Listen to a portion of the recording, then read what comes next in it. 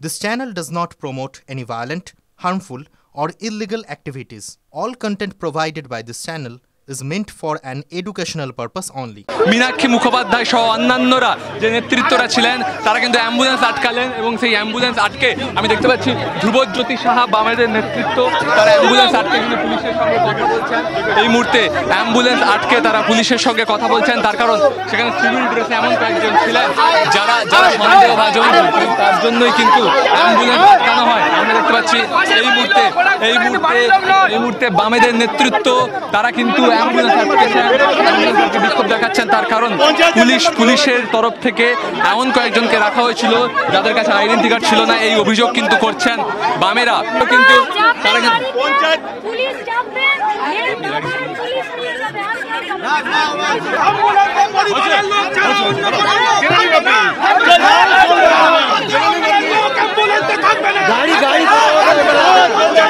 এই মুহূর্তে গাড়ি আটকেছেন মীনাক্ষী মুখোপাধ্যায় সহ বাম নেতৃত্বরা যারা ছিলেন তারা অ্যাম্বুলেন্স আটকে বিক্ষোভ দেখাচ্ছেন, তার কারণ তাদের অভিযোগ এই অ্যাম্বুলেন্সে এমন কয়েকজন ছিলেন যারা কাছে পুলিশের কোনো আইডেন্টি কার্ড ছিল না এবং তার জন্য কিন্তু আবারও আরজিকরের মতো পুলিশের সঙ্গে কথা বলছেন তারা অ্যাম্বুলেন্স আটকে।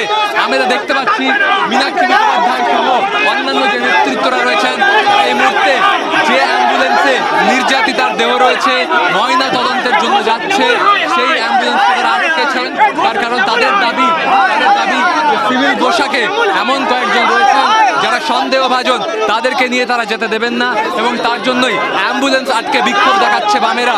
আরজিকরের ক্ষেত্রে আমরা দেখেছিলাম যে অ্যাম্বুলেন্স আটকে বিক্ষোভ হয়েছিল, আবারও কিন্তু সেভাবে অ্যাম্বুলেন্স আটকে বিক্ষোভ প্রদর্শন হচ্ছে।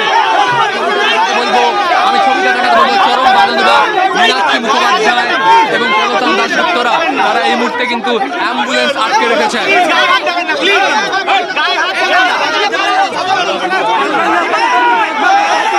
অ্যাম্বুলেন্সে কারা ছিল মীনাক্ষী? পুলিশের কাছে কোনো খবর নেই, কারা ইনকোয়েস্ট করাচ্ছে, কারা ডেড বডি নিয়ে গাড়ি চেপে যাচ্ছে, সিভিল ড্রেস ব্যাচ পড়ছে না, এই পুলিশের উপরে কি করে মানুষ ভরসা করবে? পুলিশ মন্ত্রী ফিতে কেটে বেড়াবে আর বাংলার মেয়েরা একটার পর একটা রেপ হবে আর খুন হবে। আমরা দেখছিলাম আরজিকরের সময় আপনি অ্যাম্বুলেন্স আটকে ছিলেন, আবারও একই ঘটনা দেখতে পাচ্ছি। আমরা পুলিশের উপরে ভরসা করতে চাইছি কিন্তু পুলিশের যা কাজ তাতে পুলিশ ভরসার জায়গায় নেই। একেবারেই ভরসা রাখা যাচ্ছে না পুলিশের উপরে, একেবারেই ভরসা রাখা যায় কে আছে না আছে, কারা বাড়ির লোক কারা না কিছু জানেন না ওরা। কেন মীনাক্ষী মুখোপাধ্যায় তিনি কিন্তু অ্যাম্বুলেন্স আটকে ছিলেন, আবারও কিন্তু পরিস্থিতি রণক্ষেত্রের আকার নিচ্ছে। আমি দেখাতে বলবো দীপঙ্করকে রীতিমতন হাতাহাতি এই হাসপাতালের সামনে পুলিশের সঙ্গে এবং ডিওয়াইএফআই সমর্থকদের সঙ্গে পুলিশের হাতাহাতি। এই মুহূর্তে ডিওয়াইএফআই সমর্থকদের সঙ্গে পুলিশের এই মুহূর্তে হাতাহাতি, খোদ মীনাক্ষী মুখোপাধ্যায় তিনি রয়েছেন এই মুহূর্তে পুলিশের সঙ্গে ডিওয়াইএফআই সমর্থকদের হাতাহাতি।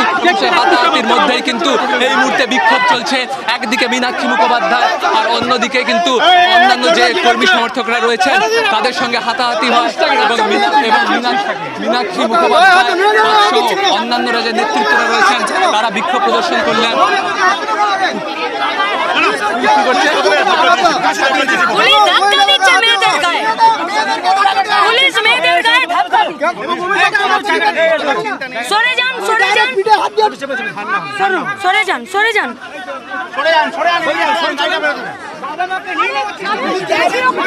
মীনাক্ষী মুখোপাধ্যায়রা তারা ছিলেন এখানে এবং তারা অভিযোগ করেন, অভিযোগের পরে কিন্তু এই মুহূর্তে অ্যাম্বুলেন্স বেরোচ্ছে।